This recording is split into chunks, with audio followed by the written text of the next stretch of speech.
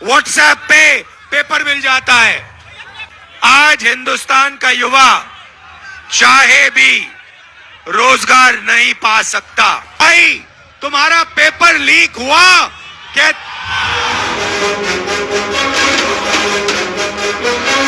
WhatsApp पे paper मिल जाता है।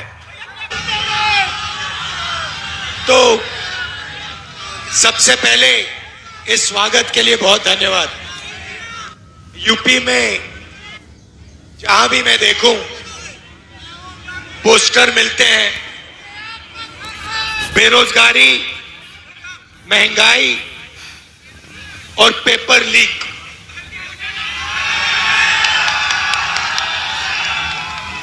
मतलब आप लोग अपना पैसा डालते हो, ट्यूशन लेते हो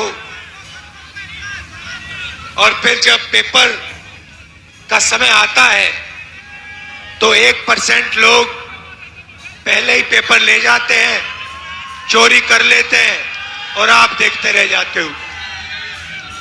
पिछले भाषण में मैंने कहा कि हिंदुस्तान में पिछड़ों की, दलितों की, आदिवासियों की 73% आबादी है। और आप किसी भी संस्था को देखिए, हिंदुस्तान के सबसे बड़े बिजनेसेस को देखिए, कोर्ट्स को देखिए, जुडिशरी को देखिए, मीडिया को देखिए, आपको ये 73% जो लोग हैं, इनके लोग इन संस्थाओं में कहीं नहीं मिलेंगे। प्राइवेट अस्पताल के मालिक की लिस्ट देखो, उसमें एक पिछड़ा नहीं मिलेगा। बड़े बड़े कॉलेजेस, यूनिवर्सिटीज के मालिकों की लिस्ट देखो, उसमें पिछड़ा, दलित, आदिवासी नहीं मिलेगा। बड़े बड़े ब्यूरोक्रेट्स की लिस्ट निकालो, उसमें पिछड़े, दलित, आदिवासी नहीं मिलेंगे। तो राज सिर्फ 2-3% लोगों का हो रहा है। आप लोगों को महंगाई, बेरोजगारी सहनी पड़ती है और ये जो 2-3% लोग हैं, ये मजे लेते हैं, अरबपति हैं, इनका हिंदुस्तान है। आपने राम मंदिर का इनॉग्रेशन देखा? उसमें आपको कोई पिछड़ा दिखा? उसमें आपको अंबानी जी दिखे, अदानी दिखे, अमिताभ बच्चन दिखे, और कौन दिखे उसमें आपको? कटरीना कैफ दिखी। और कौन दिखा? अमिताभ बच्चन दिखे, अमिताभ बच्चन दिखा, अडानी दिखे, अदानी दिखे, अंबानी दिखे, उद्योगपति वो दिखे, देश के उद्योगपति केवल दिखे। मगर 53% वाला, 73% वाला, सॉरी, वहां पे कोई नहीं था। राष्ट्रपति आपकी आदिवासी है, उनको बाहर कर दिया। उनको कहा कि भैया तुम्हारी जगह नहीं है यहां पे, तुम राष्ट्रपति जरूर हो मगर राम मंदिर में तुम नहीं आ सकते। तो आपने कभी जेब कतरे को काम करते हुए देखा है?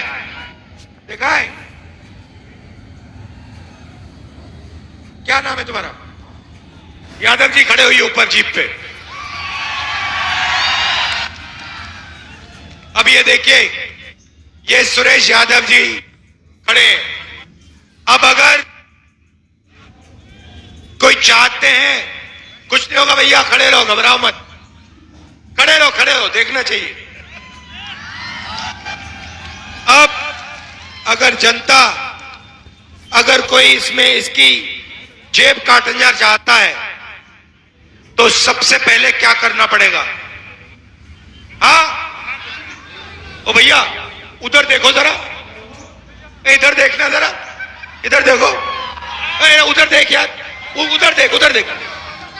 पहले ये करना पड़ेगा, है ना? तो ये आपके साथ किया जा रहा है। देखो भैया पाकिस्तान, ओ देखो भैया चाइना, ओ देखो भैया राम मंदिर, ओ देखो भैया अमिताभ बच्चन, पहले ये किया जा रहा है, उसके बाद क्या होगा? उसके बाद इसके पीछे आके कोई खड़ा हो जाएगा। जब ये इधर उधर देखेगा, ये उसका पीछे से फोन निकाल देगा। ध्यान उधर उधर कौन कराता है? नरेंद्र मोदी। पीछे से पैसा कौन निकालता है? अदानी जी। और भैया तीसरा बंदा होगा, वो लाठी लिए यहां खड़ा होगा कि किसी ने कुछ उल्टा सीधा किया तो लाठी लगेगी। अमित शाह, सीबीआई, ईडी, ये ड्रामा चल रहा है आपके साथ।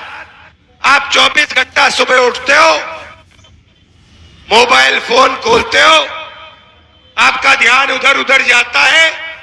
जीएसटी से आपका पैसा जेब से निकलता है, नोटबंदी से पैसा निकलता है, और 1-2% अदानी जैसे लोग आपके पैसे को खाते रहते हैं, आप भूखे मरते रहते हो। ये हिंदुस्तान है। निकलने का रास्ता जाति जनगणना क्रांतिकारी काम, कि पहले पता लगाओ दलित आदिवासी पिछड़े कितने हैं और उनके हाथ में कितना धन है। जिस दिन आप लोगों को पता लग गया कि दलितों के हाथ में, पिछड़ों के हाथ में, आदिवासियों के हाथ में इस देश में कुछ ही नहीं है, उस दिन आप लोग जाग जाएंगे और जो आपको करना है आप 2 मिनट में कर दोगे। इसीलिए कांग्रेस पार्टी ने अपने मैनिफेस्टो में जाति जनगणना पहले नंबर पे लगा रखा है। यादव जी, आपका बहुत बहुत धन्यवाद। आप सबका दिल से धन्यवाद। नमस्कार, जय हिंद। यादव जी बैठो। आपने अग्निवीर योजना का नाम सुना है? जी सर। सुना है? जी जी। ये है क्या? क्या चीज सर जी? अग्निवीर योजना है क्या? अग्निवीर 4 साल के लिए कर दिया फौज में, तो बर्बाद कर दिया देश को हमारे। नहीं, 4 साल में किया। तो आपको मालूम है कि अब हिंदुस्तान में 2 तरीके के शहीद होंगे।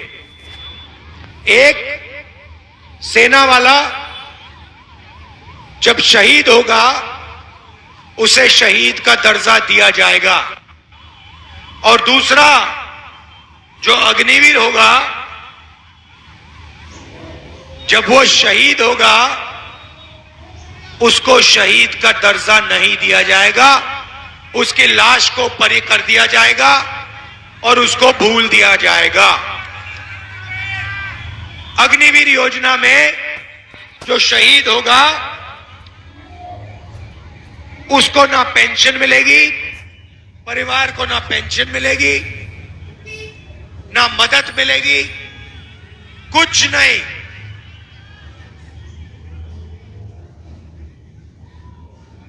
अग्निवीर कौन बनेगा? मैं आपको बताता हूं। जाएंगे सब अंदर, 4 साल बाद 4 में से 3 को लात मार के बाहर भगा दिया जाएगा। कहा जाएगा तुम्हारी यहां कोई जरूरत नहीं है, और 4 में से 1 बंदा सेना में जाएगा।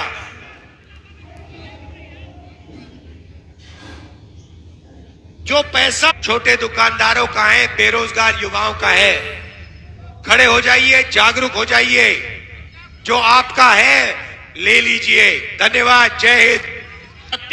तीसरी बार ये अटेम्प्ट करना था, दोबारा पेपर से एक दिन पहले ट्विटर पर पेपर लीक हो जाता है।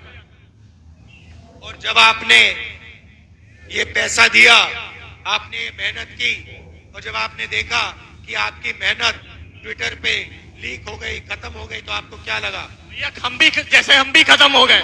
कोई मेरा सहारा नहीं था भैया, पेपर लीक था भैया, कोई नहीं कर पाया। आप ही मदद करिए, हम सबके नायक हैं। तो ये है हिंदुस्तान के युवा की हालत। पेपर लीक, बेरोजगारी, महंगाई, इन चीजों से आपको सामना, इन चीजों का आपको सामना करना पड़ रहा है। आप सबका धन्यवाद, आपका धन्यवाद। नमस्कार, जय हिंद।